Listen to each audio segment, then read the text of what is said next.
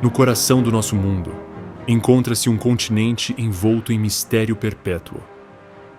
Uma terra onde o Sol se recusa a se pôr por meses, apenas para desaparecer completamente por um período igualmente sombrio.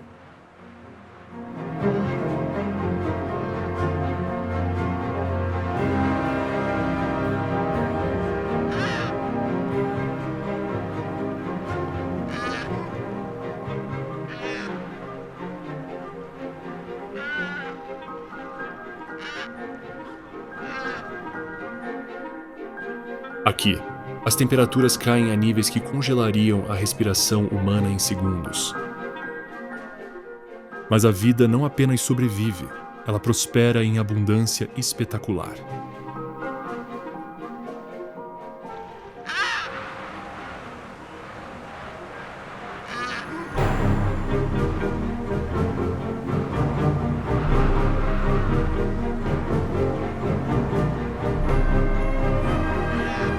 Esta é a Antártida, a última grande região selvagem da Terra. Um reino onde icebergs colossais se erguem como catedrais de gelo, onde ventos uivam sobre planícies brancas sem fim com a fúria de 1000 tempestades, e onde o solo treme enquanto milhões de toneladas de gelo se movem e racham sob seu imenso peso.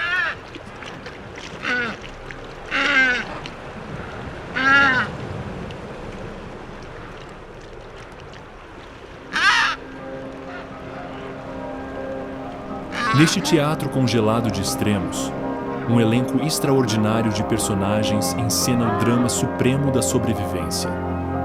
Enormes baleias emergem em águas geladas, seus cantos ecoando nas profundezas como hinos antigos. Exércitos de pinguins marcham por estradas glaciais, seus destinos programados por instintos mais antigos que a memória. Focas mergulham no abismo, navegando por um mundo de crepúsculo perpétuo, onde a morte espreita em cada sombra.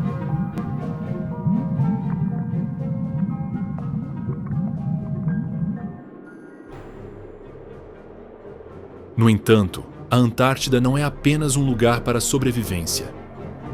É uma terra de profunda transformação, onde a fronteira entre as estações não é marcada pela queda das folhas ou pelo desabrochar das flores, mas pela presença ou ausência do sol. Aqui, inverno e verão travam uma guerra eterna, cada um reivindicando o continente por meses a fio, transformando não apenas a paisagem, mas a própria essência da vida que habita este lugar.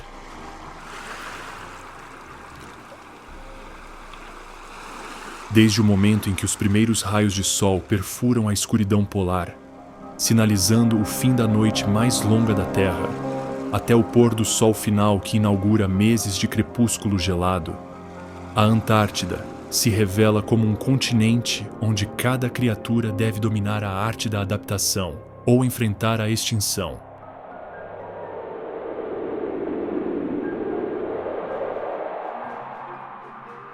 Bem-vindo à Antártida, onde o ritmo da vida bate no ritmo do pulso do planeta. Com o início do verão antártico, o continente desperta de seu sono invernal como um gigante em plena consciência. O Sol, ausente por meses, retorna com força total, riscando o céu em uma dança sem fim que nunca deixa a escuridão cair. Esta é a estação da abundância, quando o gelo recua o suficiente para revelar manchas de solo rochoso, quando o oceano ganha vida com a maior concentração de vida da Terra, e quando milhões de animais convergem para as costas da Antártida para se alimentar, procriar e criar seus filhotes. A transformação é praticamente milagrosa. As plataformas de gelo, que permaneceram sólidas por meses, começam a rachar e se deslocar, criando canais de águas abertas que se estendem por centenas de quilômetros. O oceano, liberto de sua prisão congelada, fervilha de vida enquanto o fitoplâncton floresce sob a eterna luz do dia, transformando a água em uma sopa verde que forma a base da teia alimentar da Antártida. O krill, minúsculos seres semelhantes a camarões, fervilha em supergrupos tão vastos que podem ser vistos do espaço, e seus números chegam a trilhões. Esta é a estação em que a Antártida revela sua verdadeira natureza. Não como um deserto árido, mas como um dos ecossistemas mais produtivos do planeta. A combinação de águas ricas em nutrientes, luz solar infinita e o recuo do gelo cria condições que favorecem algumas das maiores concentrações de vida selvagem do planeta. No início do verão antártico, quando as primeiras rachaduras aparecem no gelo marinho, colunas de figuras pretas e brancas começam sua jornada épica pela paisagem congelada. Os pinguins de Adélia, talvez os mais emblemáticos dos pinguins da Antártida, começam sua jornada em direção a colônias de reprodução que existem há milhares de anos. Com apenas 70 centímetros de altura, essas aves extraordinárias caminham sobre o gelo que se estende por centenas de quilômetros, seguindo rotas ancestrais que seus ancestrais usam há milênios. Cada passo é calculado, cada movimento proposital, enquanto navegam por uma paisagem que desafiaria até o mais experiente explorador polar.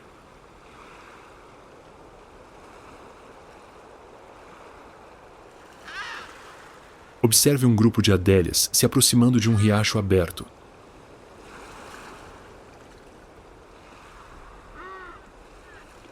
Eles se reúnem na praia, balançando a cabeça enquanto perscrutam as águas escuras, em busca da sombra reveladora de uma foca leopardo. Um indivíduo cara azul, um anildiredo corajoso, se aproxima da margem, depois outro, até que de repente, como se respondessem a um sinal invisível, todos mergulham simultaneamente, seus corpos esguios cortando a água como torpedos vivos. Debaixo d'água, os Adelaides transformam-se de comediantes desajeitados em atletas graciosos. Suas asas, inúteis para o voo, transformam-se em poderosas hélices que os impulsionam pela água a velocidades próximas a 30 km por hora. Eles conseguem prender a respiração por até 6 minutos, mergulhando a profundidades de mais de 100 metros enquanto procuram o krill e os peixes que os alimentarão em sua jornada. De volta ao gelo, as focas de Adélia continuam sua jornada, com seu destino ainda a centenas de quilômetros de distância. Elas se movem em formações dispersas, às vezes deslizando de bruços no gelo liso, às vezes caminhando eretas em terrenos acidentados. Sua jornada é repleta de perigos, desde a ameaça constante das focas leopardo até o risco de serem apanhadas por uma nevasca ou separadas do grupo por uma rachadura repentina no gelo. Enquanto os pinguins de Adélia navegam pela superfície de gelo e neve, o oceano abaixo deles ressoa com sons que parecem vir de outro mundo. Melodias profundas e assombrosas que podem viajar centenas de quilômetros através da água. Canções tão complexas e belas que parecem evocar sabedoria ancestral e emoções profundas. Estas são as canções da baleia jubarte e, à medida que o verão antártico avança, um número crescente dessas magníficas criaturas chega ao Oceano Antártico para desfrutar da abundância que a estação traz. Medindo até 16 metros de comprimento e pesando até 36 toneladas, as baleias jubarte estão entre os maiores animais que já habitaram a Terra. No entanto, alimentam-se quase exclusivamente de algumas das menores criaturas oceânicas. Uma baleia jubarte emerge perto da borda do gelo marinho, sua enorme cabeça rompendo a superfície com um som semelhante ao de uma pequena explosão. A água escorre de sua garganta, profundamente sulcada enquanto ela exala, lançando uma nuvem de vapor a 30 metros de altura. Por um instante, ela paira imóvel na superfície, com seu enorme volume ofuscando os blocos de gelo ao seu redor, antes de respirar fundo e desaparecer de volta nas profundezas. Abaixo da superfície, as baleias jubarte realizam um dos comportamentos alimentares mais espetaculares da natureza. Trabalhando sozinhas ou em grupos coordenados, as baleias jubarte usam uma técnica chamada rede de bolhas para concentrar suas presas. Espiralando sob um cardume de krill, elas liberam jatos de bolhas que sobem à superfície, criando uma rede cilíndrica que confunde e concentra os minúsculos crustáceos.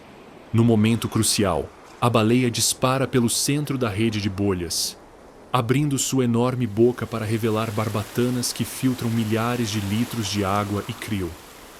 As dobras de sua garganta se expandem como um acordeão, permitindo que a baleia absorva água suficiente para encher uma pequena piscina. Quando fecha a boca, sua língua, que pesa tanto quanto um elefante, expele a água pelas barbatanas, prendendo o krill em seu interior. Esse comportamento alimentar, repetido dezenas de vezes por dia, permite que as baleias jubarte consumam até 1,5 toneladas de krill diariamente, armazenando a energia necessária para sua migração épica para águas tropicais, onde se reproduzirão e darão à luz. Enquanto as baleias jubarte se alimentam nas águas profundas da costa, um predador diferente patrulha a borda do gelo, onde o gelo sólido encontra o oceano aberto. Aqui, à sombra de imponentes blocos de gelo, a foca leopardo aguarda com a paciência de um caçador habilidoso. Medindo 3,5 metros de comprimento e pesando até 600 quilos, a foca leopardo é o principal predador da Antártida. Uma criatura tão perfeitamente adaptada à caça no gelo que não tem inimigos naturais quando adulta. Sua pelagem manchada característica, que dá nome à espécie, proporciona uma camuflagem perfeita contra a luz e a sombra, salpicadas da borda do gelo. Uma foca leopardo desliza silenciosamente pela água. Sua cabeça enorme e mandíbulas poderosas lhe conferem uma aparência quase pré-histórica. Ao contrário de outras focas, que se alimentam principalmente de peixes, a foca leopardo evoluiu para caçar uma variedade muito maior de presas, de krill e peixes a pinguins e até mesmo outras focas. Seus dentes revelam a história dessa dieta diversificada. Caninos afiados e entrelaçados para agarrar presas e molares complexos para retirar krill da água.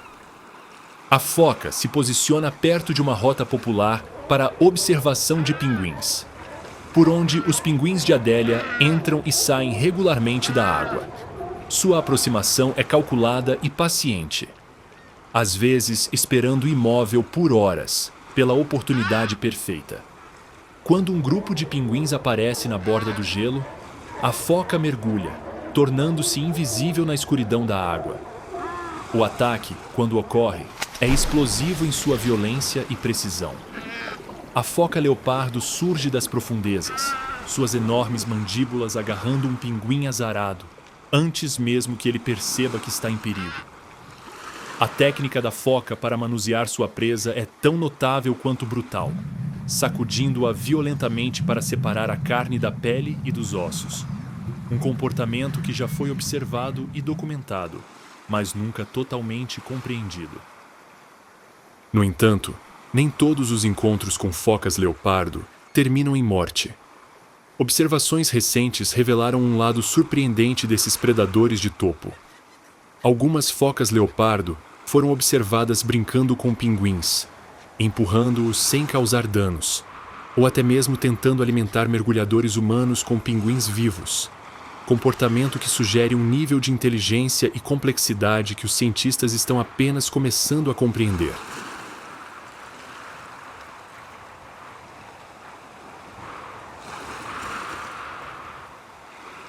Bem acima do gelo, onde focas leopardo e pinguins praticam sua caça mortal, outro predador patrulha os céus da Antártida. O skua antártico, uma ave com reputação tão feroz que já foi chamada de pirata da Antártida, plana pelos ares com asas que podem levá-lo a milhares de quilômetros da terra mais próxima.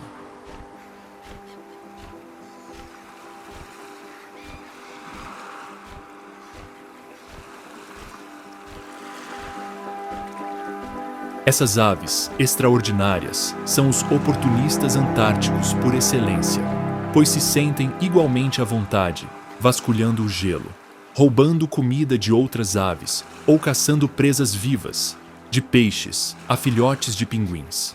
Sua adaptabilidade e inteligência as tornaram um dos predadores mais bem-sucedidos do ecossistema antártico.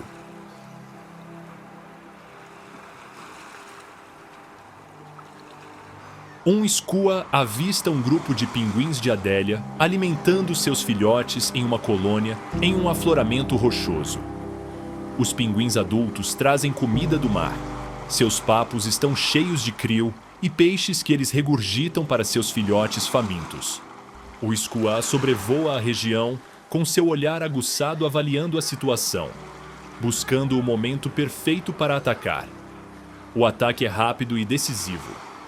O skua mergulha em direção à colônia, e seus gritos ásperos causam estragos entre os pinguins. Na confusão, ele ataca um pinguim pai que retorna com comida, atormentando-o implacavelmente até que ele regurgita sua presa. O skua imediatamente desce para reivindicar sua presa, engolindo-a antes que o pinguim possa se recuperar. Mas a relação entre skuas e pinguins nem sempre se limita à simples predação.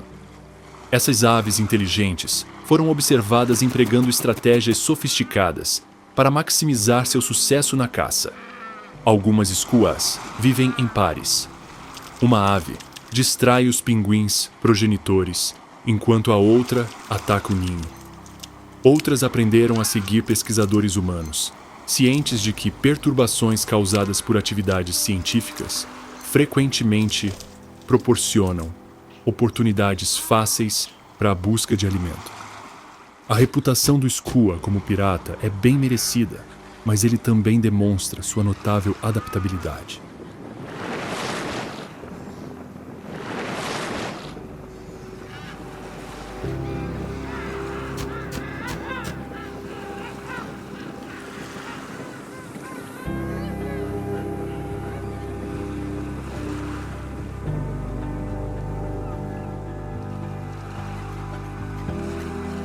Em um ambiente onde os recursos são escassos e amplamente dispersos, a capacidade de aproveitar qualquer oportunidade disponível, seja por meio de predação, coleta ou roubo, é fundamental para a sobrevivência.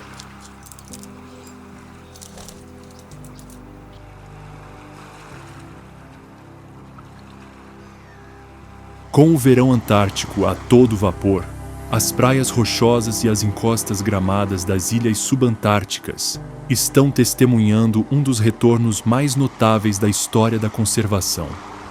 As focas peludas da Antártida, caçadas à beira da extinção por seus luxuosos casacos de pele, retornaram aos seus locais de reprodução tradicionais em números que pareceriam impossíveis apenas algumas décadas atrás.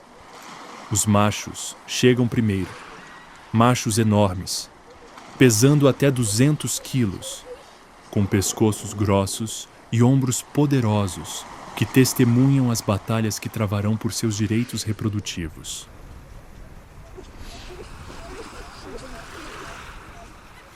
Eles rastejam em direção às praias com uma graça surpreendente para animais tão grandes, impulsionando-os ao longo das rochas com suas nadadeiras ao ritmo de uma dança lenta.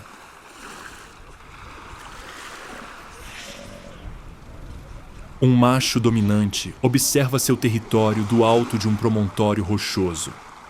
Seus rugidos graves ecoam pela praia.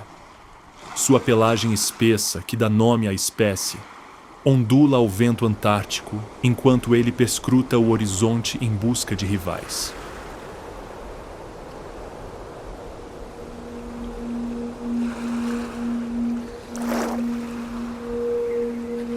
Este território, talvez apenas alguns metros de praia rochosa, será seu reino pelos próximos meses, e ele o defenderá com sua vida.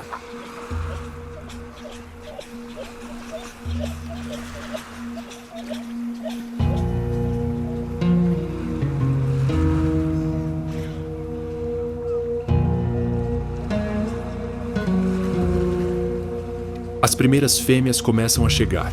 esbeltas e graciosas em comparação com os enormes machos.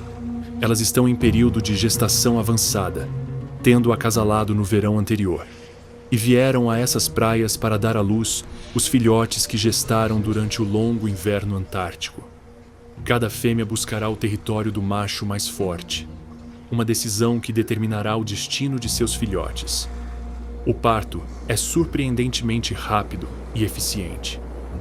A fêmea se senta e, em poucos minutos, nasce um pequeno filhote preto, já equipado com os instintos necessários para sobreviver neste ambiente hostil. A mãe imediatamente começa a limpar e amamentar seus filhotes, criando um vínculo emocional desde os primeiros momentos de vida. Em poucos dias, o filhote nada nas poças rasas deixadas pela maré baixa, com sua habilidade natural de natação já demonstrada. A mãe precisa equilibrar as necessidades do filhote com as suas próprias necessidades alimentares, fazendo viagens cada vez mais longas até o mar para buscar o krill e os peixes que a sustentarão durante o período de amamentação.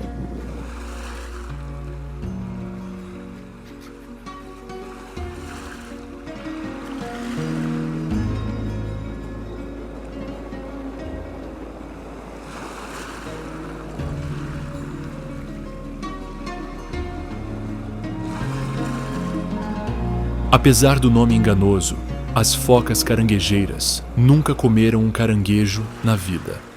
Essas focas elegantes, cinza-prateadas, são as maiores especialistas em krill, com alguns dos dentes mais especializados do reino animal, projetados especificamente para filtrar esses minúsculos crustáceos da água. As focas caranguejeiras estão entre os grandes mamíferos mais abundantes da Terra, com populações estimadas entre 7 e 12 milhões de indivíduos. Durante o verão antártico, elas podem ser encontradas em toda a zona de gelo marinho antártico, frequentemente arrastadas para blocos de gelo em grupos de dezenas ou até centenas. Um grupo de focas caranguejeiras repousa sobre um grande bloco de gelo, com seus corpos esguios refletindo o sol da meia-noite. Elas parecem relaxadas, quase preguiçosas, enquanto se espreguiçam no gelo, mas essa aparente inatividade engana. Essas focas são perfeitamente adaptadas à vida no gelo marinho, e todo o seu comportamento é determinado pela necessidade de encontrar alimento e evitar predadores em um dos ambientes mais desafiadores da Terra. Quando chega a hora da alimentação, as focas deslizam para dentro d'água, quase sem fazer barulho, seus corpos aerodinâmicos desaparecendo nas águas escuras sob o gelo. Debaixo d'água, elas se transformam em eficientes máquinas de caça, usando seus dentes especializados para arrancar krill da água, com uma precisão impressionante. Os dentes da foca caranguejeira são diferentes dos de qualquer outra foca. Em vez dos dentes afiados e pontiagudos típicos das focas piscícolas, as focas caranguejeiras desenvolveram dentes complexos e lobados, que se encaixam como uma peneira. Ao se alimentar, a foca abre a boca e suga a água contendo krill, usando a língua para expeli-la pelos espaços entre os dentes, prendendo o krill lá dentro.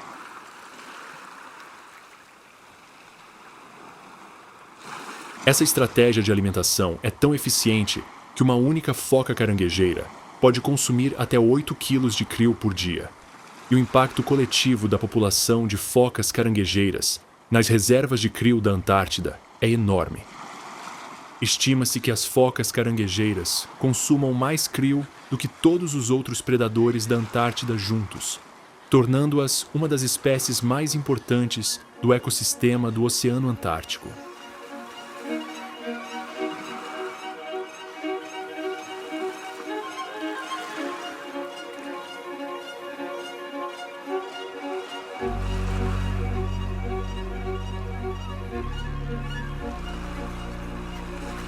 À medida que o verão antártico atinge seu auge, as águas que cercam o continente se tornam o palco de um dos espetáculos aéreos mais extraordinários do mundo natural. O albatroz errante, com sua envergadura de 3 metros e maestria no voo planado dinâmico, patrulha o Oceano Antártico com uma eficiência que parece desafiar as leis da física.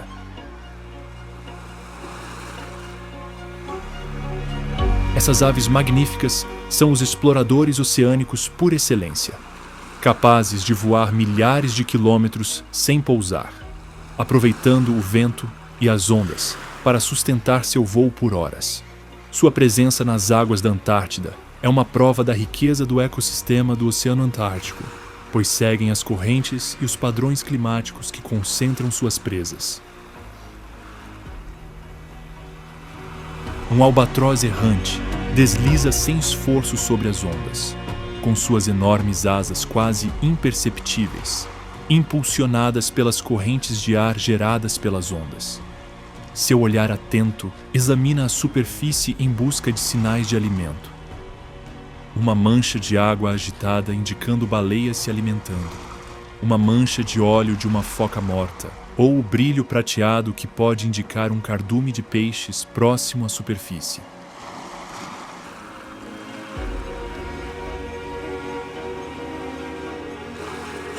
O voo de um pássaro é uma obra-prima da conservação de energia.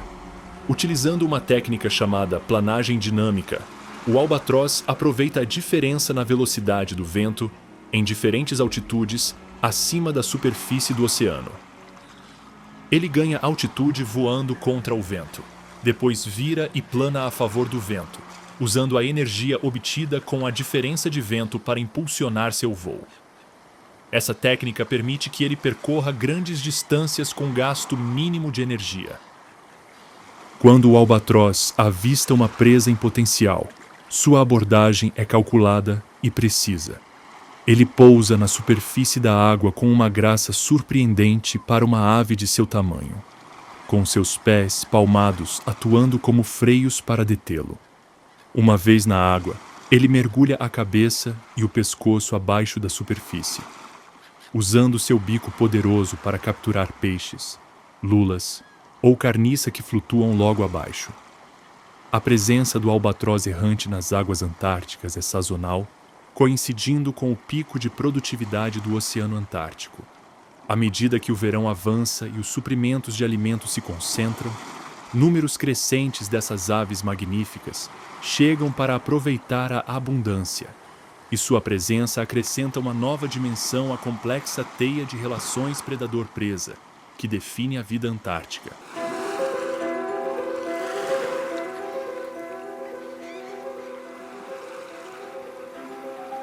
Enquanto o albatroz errante domina o ar acima do Oceano Antártico, as águas abaixo são visitadas pelo maior animal que já habitou a Terra. A baleia azul, que cresce até 30 metros de comprimento e pesa até 200 toneladas, vem às águas da Antártida durante os meses de verão para se alimentar dos enormes cardumes de krill que florescem sob o sol da meia-noite. Essas criaturas magníficas fazem até os maiores dinossauros que já pisaram na Terra parecerem pequenos. Seus corações pesam tanto quanto um carro pequeno e suas línguas podem pesar tanto quanto um elefante.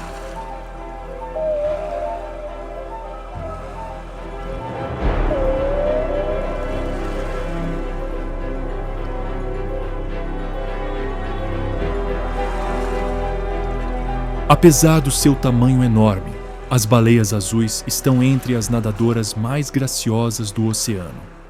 Seus corpos elegantes deslizam pela água com uma graça surpreendente.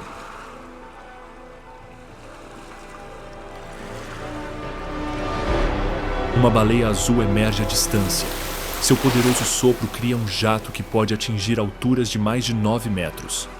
Seu dorso parece infinito enquanto desliza pela superfície, e sua distinta coloração azul acinzentada dá lugar ao amarelo claro de sua barriga. A visão de uma criatura tão enorme na vasta extensão do Oceano Antártico é ao mesmo tempo humilhante e inspiradora. A estratégia de alimentação da baleia azul é um dos espetáculos mais espetaculares do mundo natural. Usando uma técnica chamada alimentação por estocada, A baleia acelera em direção a densas concentrações de krill, abrindo sua enorme boca para engolir volumes de água que podem ultrapassar 70 toneladas. As pregas da garganta da baleia se expandem como um acordeão gigante e sua língua, que pesa até 3 toneladas, expele água através de barbatanas que podem ter mais de 1 metro de comprimento. Uma única baleia azul pode consumir até 4 toneladas de krill por dia durante o verão antártico. E o impacto coletivo da população de baleias azuis nos estoques de krill é enorme.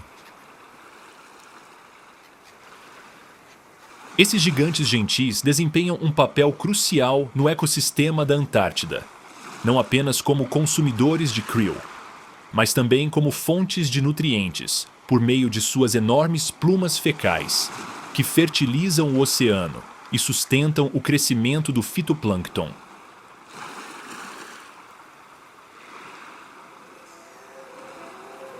Entre as 4 espécies de focas que habitam a Antártida, nenhuma é mais misteriosa ou elusiva do que a foca de Ross. Nomeada em homenagem ao explorador britânico James Clark Ross, esta foca é a menos estudada de todas as focas antárticas. Sua natureza reservada e preferência por densas camadas de gelo a tornam extremamente difícil de observar e estudar. As focas de Ross são imediatamente reconhecíveis por sua aparência distinta.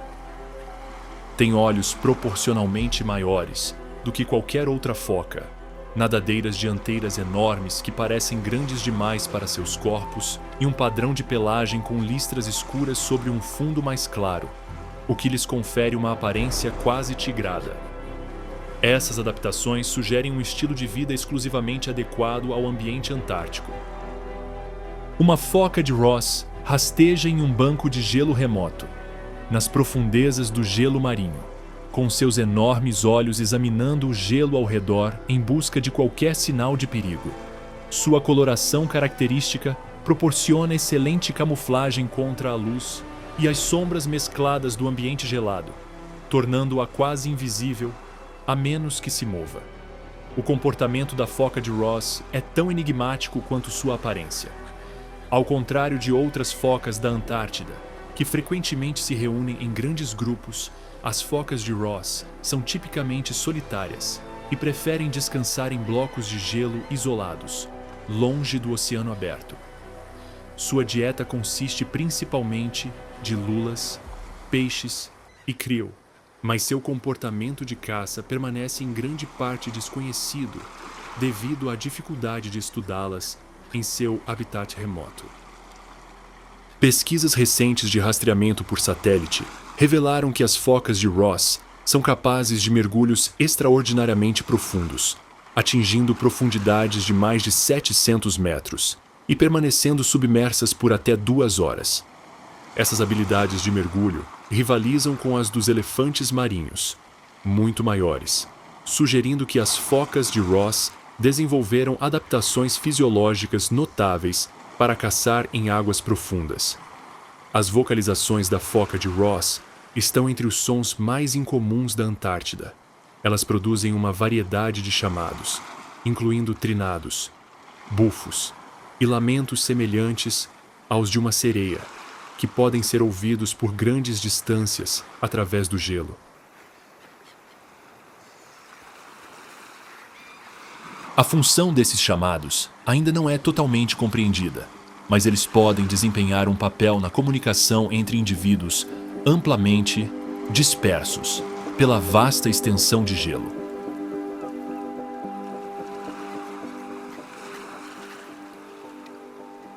À medida que o verão antártico se aproxima do fim, o continente começa a se transformar em um reino de escuridão perpétua. O sol que circulou o céu por meses sem se pôr, começa a se pôr no horizonte a cada dia, até finalmente desaparecer completamente, deixando a Antártida mergulhada em um inverno que durará 4 meses.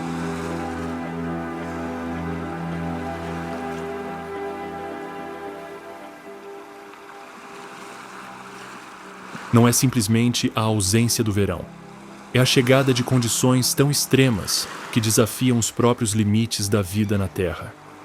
Temperaturas que eram simplesmente gélidas no verão caem a níveis que congelariam a carne exposta em minutos. Ventos que antes eram simplesmente ferozes tornam-se demônios uivantes, capazes de roubar o calor de qualquer criatura tola o suficiente para se aventurar em seu caminho. O oceano, que fervilhava de vida no verão, começa a congelar e sua superfície se transforma em uma plataforma de gelo capaz de suportar o peso dos maiores animais da Terra. No entanto, mesmo nesta época de extremos, a vida não apenas perdura, como também encontra maneiras de prosperar. As criaturas que permanecem na Antártida durante o inverno são verdadeiras mestras da sobrevivência, com adaptações tão extraordinárias que parecem pertencer a outro mundo. Elas se reúnem em grupos que podem chegar a centenas de milhares, compartilhando calor e proteção contra o frio mortal.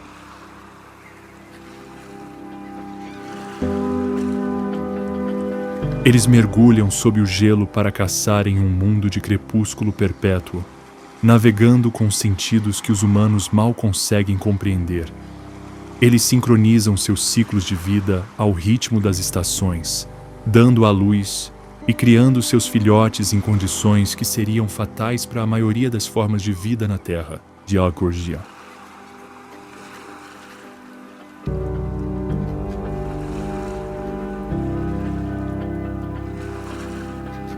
À medida que o inverno antártico se abate sobre o continente, um dos eventos mais extraordinários do mundo natural está prestes a acontecer. Nas profundezas do mar de Weddell, onde o gelo se estende por centenas de quilômetros em todas as direções, milhares de pinguins imperadores se reúnem para um ritual que permanece inalterado há milhões de anos.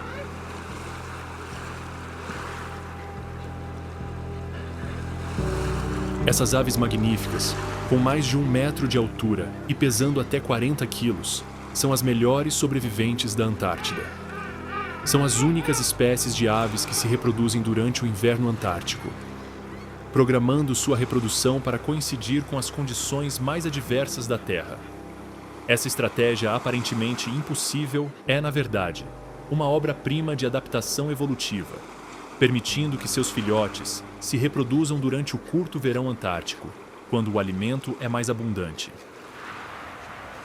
A colônia de reprodução dos pinguins imperadores é um espetáculo indescritível.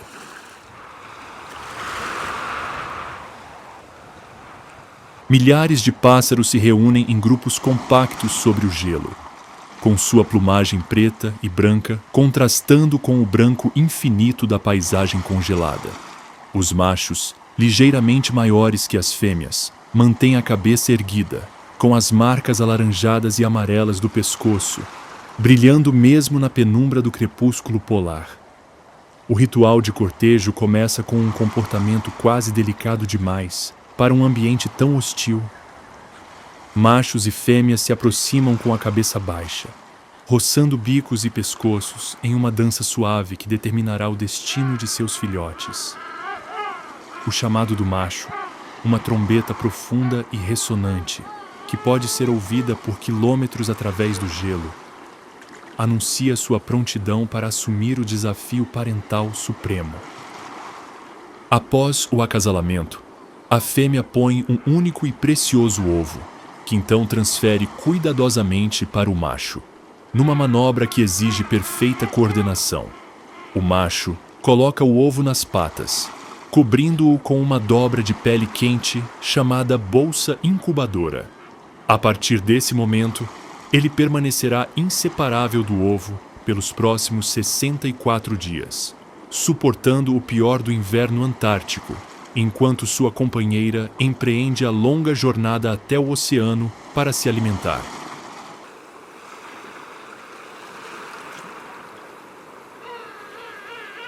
O jejum do pinguim imperador macho durante o período de incubação é um dos mais extremos do reino animal. Ele perde até 40% do seu peso corporal, sobrevivendo com as reservas de gordura acumuladas durante o verão. À medida que o inverno se intensifica e as temperaturas caem para menos 40 graus Celsius, ele se amontoa com milhares de outros machos em formações que giram como galáxias vivas, com cada ave se revezando no centro quente do grupo.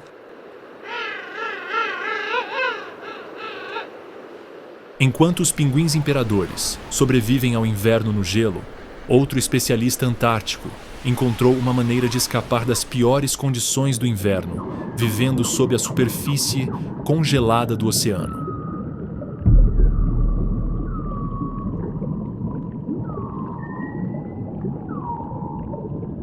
A foca de Weddell, nomeada em homenagem ao explorador britânico James Weddell, é um dos mamíferos mais ao sul da Terra, capaz de sobreviver em áreas onde o mar permanece congelado durante a maior parte do ano. A adaptação da foca de Weddell à vida sob o gelo é verdadeiramente notável. Essas focas mantêm seus respiradouros raspando o gelo em constante formação sobre seus pontos de acesso com seus caninos. Esse comportamento, embora essencial para a sobrevivência, tem um preço. A raspagem constante desgasta seus dentes, e focas mais velhas frequentemente morrem não de doenças ou predação, mas sim da incapacidade de manter seus respiradouros.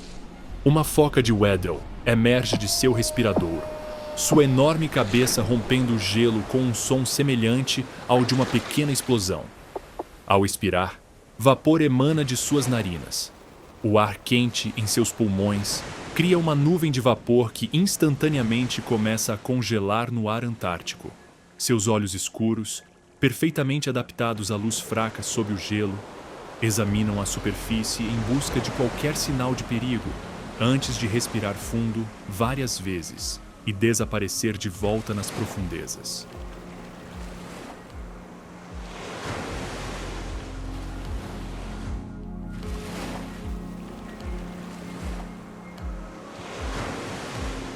Sob o gelo, a foca de Weddell habita um mundo de crepúsculo perpétuo, onde a única luz vem da fosforescência dos organismos marinhos e do brilho tênue que filtra através do gelo. Aqui, em águas que nunca passam de 2 graus abaixo de zero, a foca caça peixes, lulas e crustáceos, com uma precisão quase sobrenatural.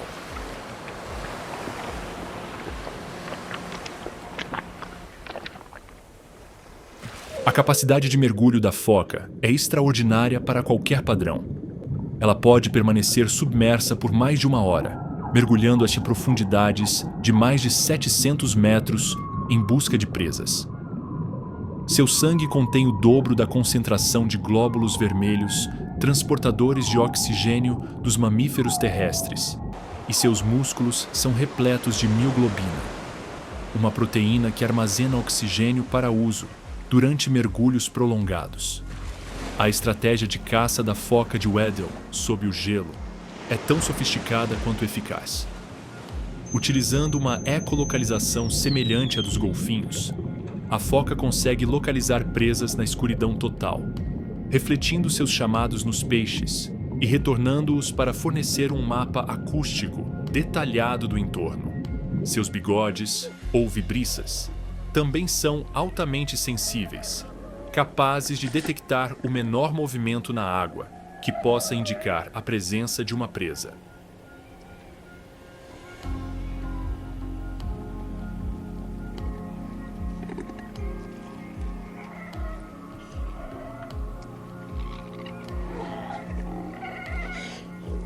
No eterno crepúsculo do inverno antártico, onde a maioria das aves há muito fugiu para climas mais quentes, uma figura fantasmagórica se move pela paisagem congelada com uma graça sobrenatural.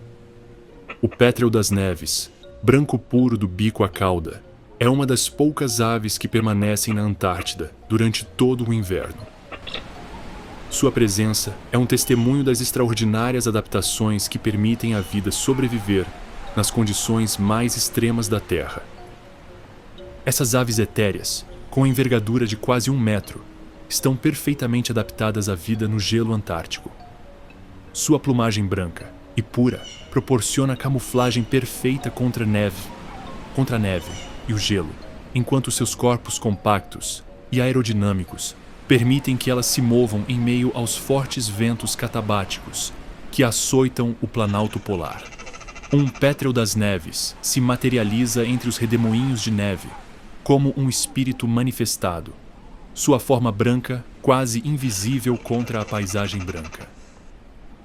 Ele desliza nas correntes de vento com uma facilidade que parece desafiar a gravidade, mal movendo as asas enquanto desliza sobre o gelo em busca de alimento. Sua presença é tão efêmera que parece aparecer e desaparecer à vontade. Ora visível contra um pedaço de gelo escuro, ora desaparecendo completamente contra a paisagem nevada. A dieta do pétrel das neves consiste principalmente de krill, peixes e lulas, mas durante os meses de inverno, quando esses recursos são escassos, a ave recorre a uma fonte de alimento mais macabra. Torna-se um necrófago, alimentando-se de carcaças de focas e pinguins que morreram durante os rigorosos meses de inverno. Seu olfato apurado permite que localize essas fontes de alimento a grandes distâncias, e seu bico poderoso permite que ele destrua carne congelada e gordura. O comportamento de nidificação do pétrel das neves é tão extremo quanto sua estratégia de sobrevivência no inverno. Essas aves nidificam nos lugares mais inacessíveis imagináveis. Fendas em penhascos a centenas de metros acima do nível do mar, frequentemente em áreas onde a temperatura nunca ultrapassa o ponto de congelamento. A fêmea põe um único ovo em um ninho feito de pequenas pedras e penas, e ambos os pais se revezam na incubação, turnos que podem durar vários dias. O filhote que emerge desse berçário extremo já está preparado para a vida na Antártida, coberto por uma penugem densa e isolante e com um metabolismo que pode funcionar em temperaturas bem abaixo de zero. O jovem petrel das neves representa o triunfo máximo da adaptação à adversidade.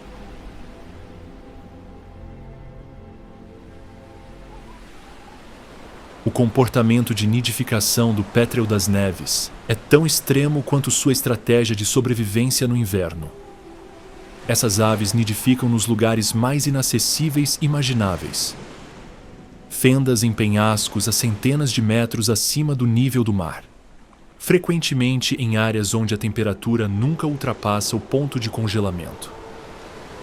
A fêmea põe um único ovo em um ninho feito de pequenas pedras e penas, e ambos os pais se revezam na incubação, turnos que podem durar vários dias.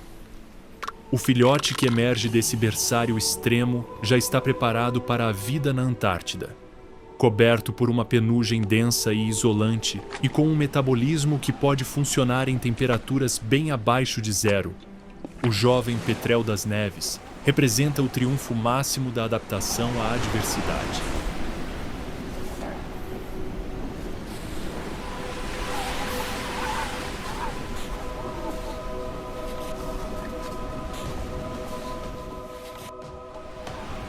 Seu olhar atento examina o gelo ao redor em busca de presas. Sua paciência é lendária entre os predadores da Antártida. A estratégia de caça da foca leopardo no inverno é diferente da do verão. Com menos pinguins e o gelo oferecendo novas perspectivas, a foca precisa se adaptar à caça em um ambiente tridimensional que inclui água e gelo. Algumas focas leopardo foram observadas caçando sob o gelo, usando seu potente sonar para localizar presas nas águas escuras. A inteligência extraordinária da foca torna-se ainda mais evidente durante os meses de inverno. Algumas focas foram observadas desenvolvendo técnicas de caça únicas, como usar blocos de gelo como plataformas para atacar suas presas, ou criar ondas para arrastá-las para fora de superfícies geladas. Esses comportamentos sugerem uma capacidade de resolução de problemas, que rivaliza com a dos mamíferos marinhos mais inteligentes.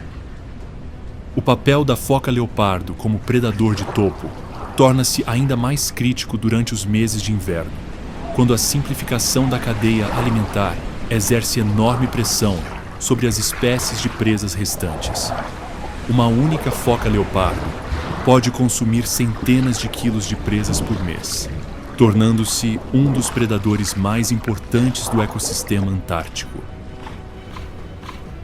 Nas profundezas do inverno antártico, quando a maior parte do continente mergulha em escuridão perpétua, um visitante extraordinário chega do outro lado da Terra. A andorinha do mar Ártica, tendo completado a migração mais longa de qualquer animal do planeta, chega às águas antárticas no momento em que o continente vivencia suas condições mais adversas. Essas aves extraordinárias acabaram de completar uma jornada de mais de 40 mil quilômetros, seguindo o sol do verão ártico ao verão antártico e depois continuando durante o inverno antártico. Sua chegada às águas antárticas durante os meses de inverno coincide com o pico de abundância de suas presas favoritas, pequenos peixes e krill, que se concentram nas águas relativamente quentes da periferia do continente. Uma andorinha do mar Ártica plana sobre um trecho de águas abertas, sua silhueta elegante contra o céu cinzento do inverno antártico. Apesar de ter viajado meio mundo, a ave não demonstra sinais de fadiga. Bate as asas com precisão mecânica enquanto examina a água, seu olhar penetrante em busca do brilho prateado que indica a presença de presas perto da superfície. A técnica de caça da andorinha do mar é uma obra-prima de precisão aérea. Ao avistar um alvo adequado, a ave dobra as asas e mergulha na água em um mergulho controlado, que pode atingir velocidades de mais de 60 km por hora. No último momento, ela abre as asas para amortecer a queda, batendo o bico na água para capturar presas que podem estar a poucos centímetros da superfície. A presença de andorinhas do mar Árticas nas águas da Antártida durante os meses de inverno acrescenta uma nova dimensão ao ecossistema do Oceano Antártico. Essas aves competem com espécies residentes por recursos alimentares, mas também trazem nutrientes do Ártico, contribuindo assim para a complexa rede de ciclos de nutrientes que sustenta a vida no Oceano Antártico. A capacidade da andorinha do mar de navegar grandes distâncias usando sinais celestes, campos magnéticos e outros sinais ambientais continua sendo dois grandes mistérios do comportamento animal. Essas aves podem retornar aos mesmos locais de alimentação ano após ano, sugerindo uma capacidade de navegação que supera até mesmo a mais sofisticada tecnologia humana.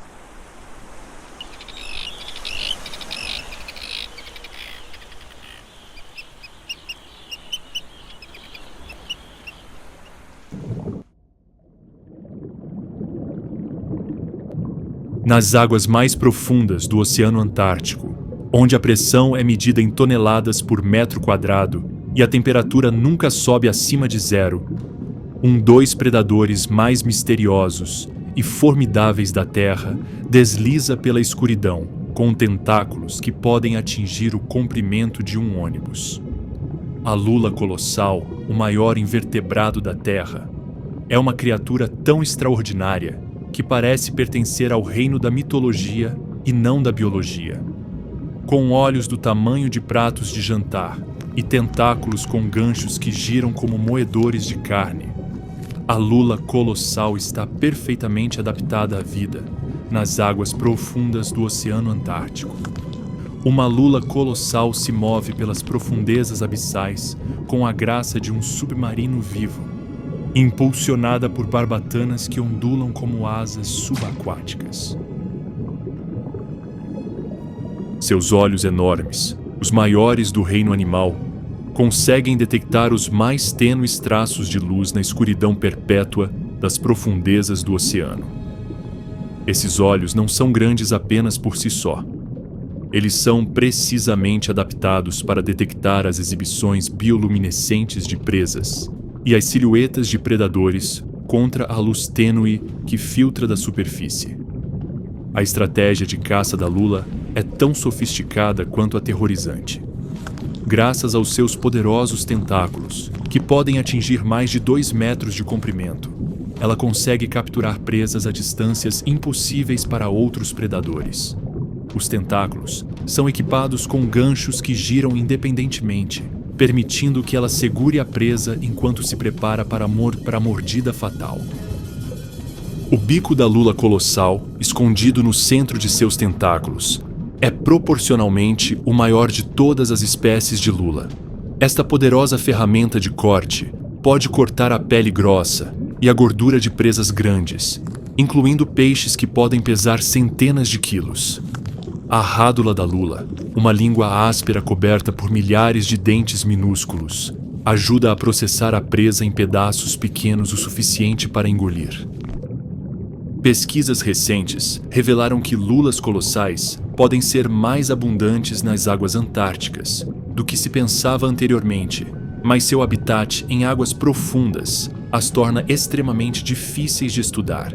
Muito do que sabemos sobre essas criaturas extraordinárias vem de espécimes encontrados no estômago de cachalotes, seus únicos predadores conhecidos, sugerindo que a batalha entre esses titãs das profundezas é um dos confrontos mais épicos do mundo natural. Nas águas escuras sob o gelo antártico, onde gigantes como a lula colossal caçam no abismo, um predador muito menor, mas igualmente importante, move-se pela coluna d'água em grandes cardumes. O peixe-prata antártico, apesar de seu tamanho modesto de apenas 15 centímetros, desempenha um papel crucial no ecossistema antártico, sendo uma das espécies de peixes mais abundantes no Oceano Antártico.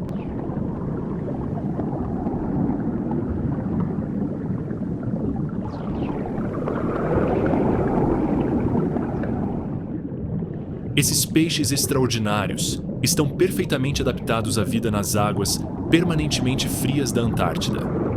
Seus corpos produzem proteínas anticongelantes que impedem a formação de cristais de gelo no sangue, permitindo que permaneçam ativos em temperaturas da água que seriam letais para a maioria dos outros peixes. Seus olhos grandes estão adaptados à luz fraca que filtra através do gelo, e seus corpos são aerodinâmicos para nadar com eficiência em águas frias e densas. Um cardume de traças de prata da Antártida se move pela água sob o gelo como um rio de prata viva, suas escamas metálicas captando e refletindo a luz tênue que se filtra de cima. O cardume se move com a coordenação fluida de um único organismo, milhares de peixes agindo como um só, enquanto navegam pelo labirinto tridimensional do ambiente subgelo. O papel dos peixes prateados da Antártida no ecossistema é inegável. Esses peixes servem como um elo crucial entre os organismos microscópicos que formam a base da cadeia alimentar e os predadores maiores que dependem deles.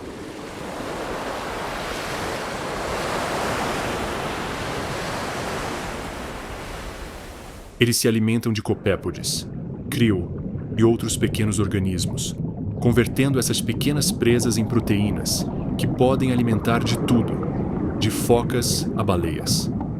A estratégia reprodutiva do traça de prata é tão notável quanto sua importância ecológica.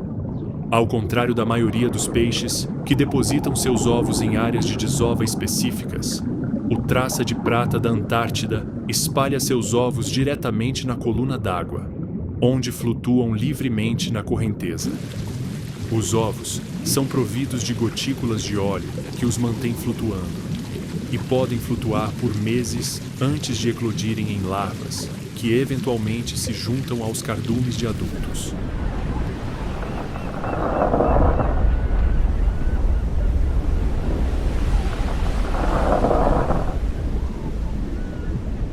Embora as águas que cercam a Antártida fervilhem de vida, o continente abriga pouquíssimos organismos terrestres.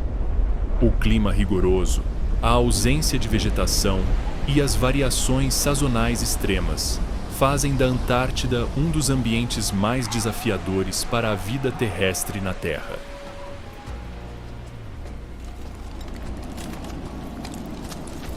À medida que a escuridão do inverno começa a se dissipar e os primeiros sinais da primavera surgem na Antártida, uma nova onda de visitantes chega às costas do continente. Os pinguins de barbicha, que se distinguem pela linha preta, característica que corre sob o queixo como a tira de um capacete, chegam em massa para estabelecer colônias de reprodução nas costas rochosas e ilhas sem gelo que circundam a Península Antártica.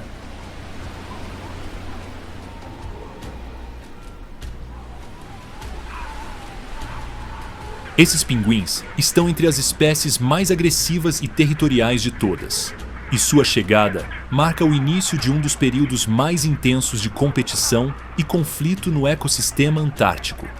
Os pinguins de barbicha estão perfeitamente adaptados à vida na fronteira entre o gelo e o mar aberto, e sua presença indica áreas onde o gelo marinho começa a se romper à medida que o inverno dá lugar ao verão.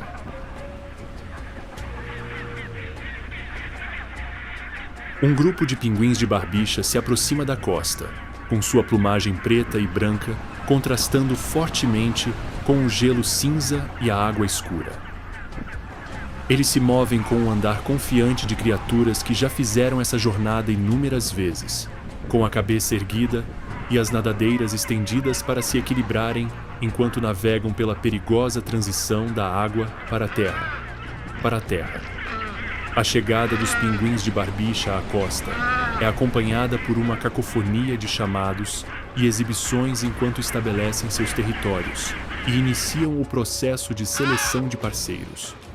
Os machos chegam primeiro, reivindicando os melhores locais de nidificação e defendendo-os veementemente dos rivais. Sua natureza agressiva é lendária entre os pesquisadores de pinguins, que observaram pinguins de barbicha travando batalhas que podem durar horas. A dieta do pinguim de barbicha consiste principalmente de krill, mas eles também são predadores oportunistas, capturando peixes, lulas e outros organismos marinhos, quando disponíveis. Sua estratégia de caça consiste em mergulhos repetidos a profundidades de até 100 metros, usando suas poderosas nadadeiras para perseguir suas presas através da coluna d'água. A presença de pinguins de barbicha nas águas antárticas serve como um indicador da saúde do ecossistema. Essas aves são sensíveis a mudanças na extensão do gelo marinho e na abundância de krill, e pesquisadores monitoram de perto seu sucesso reprodutivo como uma medida da saúde geral do ecossistema marinho antártico. À medida que o inverno antártico atinge seu ponto mais profundo, quando o continente fica mergulhado na escuridão há meses e o frio atinge seus níveis mais extremos, os primeiros sinais sutis de mudança começam a aparecer.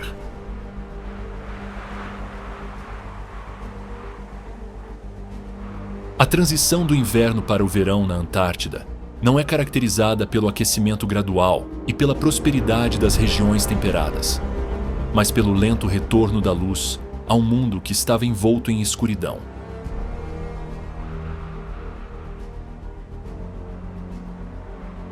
O Sol, ausente por 4 meses, começa a aparecer como um brilho tênue no horizonte, tornando-se mais brilhante a cada dia, até finalmente se libertar da paisagem congelada. Este momento, quando o Sol surge pela primeira vez no horizonte após a longa noite antártica, é uma das transições mais dramáticas do mundo natural, marcando o início de um novo ciclo de vida e renovação. Os animais que sobreviveram ao inverno estão começando a desestabilizar suas estratégias de sobrevivência. Filhotes de pinguim imperador, agora grandes o suficiente para sobreviver por conta própria, estão se preparando para sua primeira viagem ao mar. As focas de Weddell, tendo mantido suas áreas de respiração durante todo o inverno, estão começando a se aventurar além de seus territórios congelados.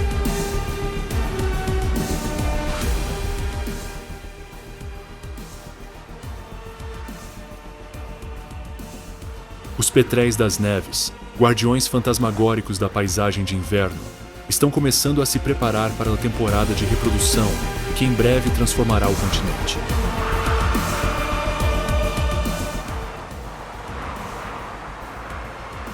Com o retorno da luz e a subida gradual das temperaturas em direção ao breve calor do verão, o cenário está pronto para o retorno dos milhões de animais que fugiram do continente durante os meses de inverno.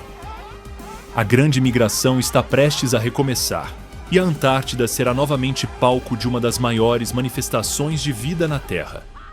Mas mesmo enquanto celebramos o retorno da luz e da vida à Antártida, precisamos reconhecer os crescentes desafios enfrentados por essa natureza intocada. O continente, que permaneceu praticamente inalterado por milhões de anos, agora enfrenta pressões que ameaçam alterar seu caráter fundamental.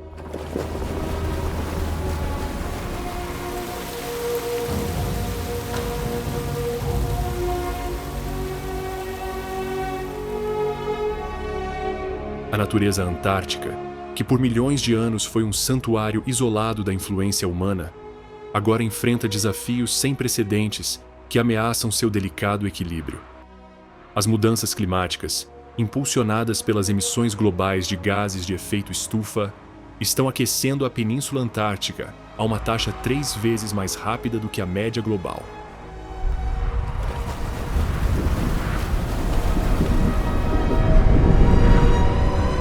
Os resultados já são visíveis. Enormes plataformas de gelo estão entrando em colapso. As geleiras estão recuando em ritmo acelerado e a sincronização dos ciclos sazonais está interrompendo os ciclos de vida cuidadosamente cronometrados das espécies da Antártida.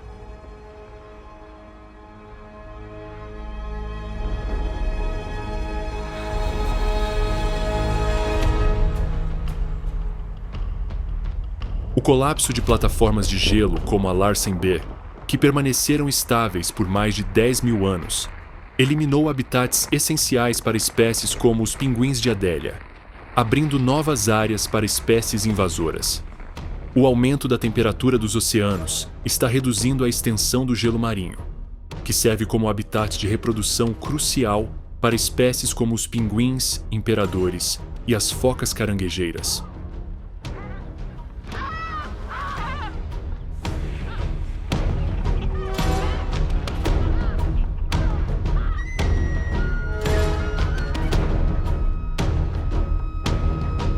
A mudança na composição química do oceano, à medida que ele absorve quantidades cada vez maiores de dióxido de carbono, está acidificando-o, ameaçando os organismos microscópicos que formam a base da teia alimentar da Antártida.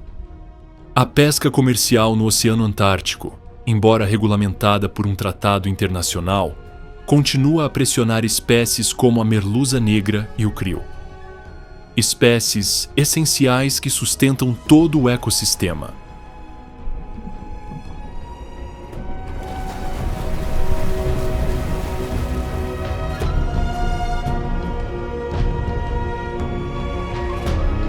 A introdução de espécies não nativas, transportadas acidentalmente por estações de pesquisa e embarcações turísticas, ameaça perturbar ecossistemas que evoluíram isoladamente por milhões de anos.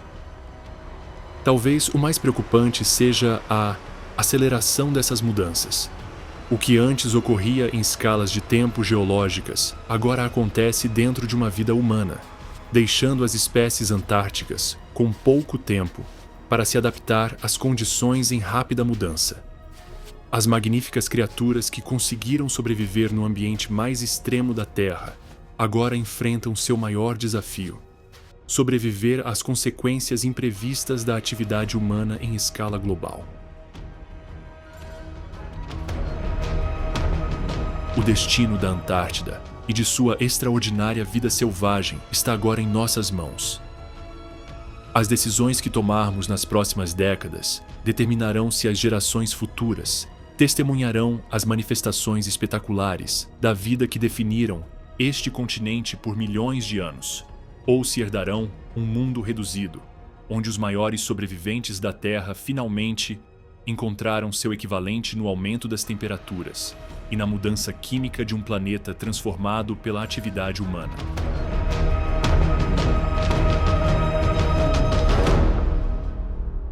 Você se inspira na incrível vida selvagem da Antártida? Curta este vídeo e conte-nos qual é o seu animal favorito nos comentários. Compartilhe para conscientizar e proteger esses ecossistemas frágeis. Não se esqueça de tocar o sino para estar sempre pronto para a próxima aventura selvagem.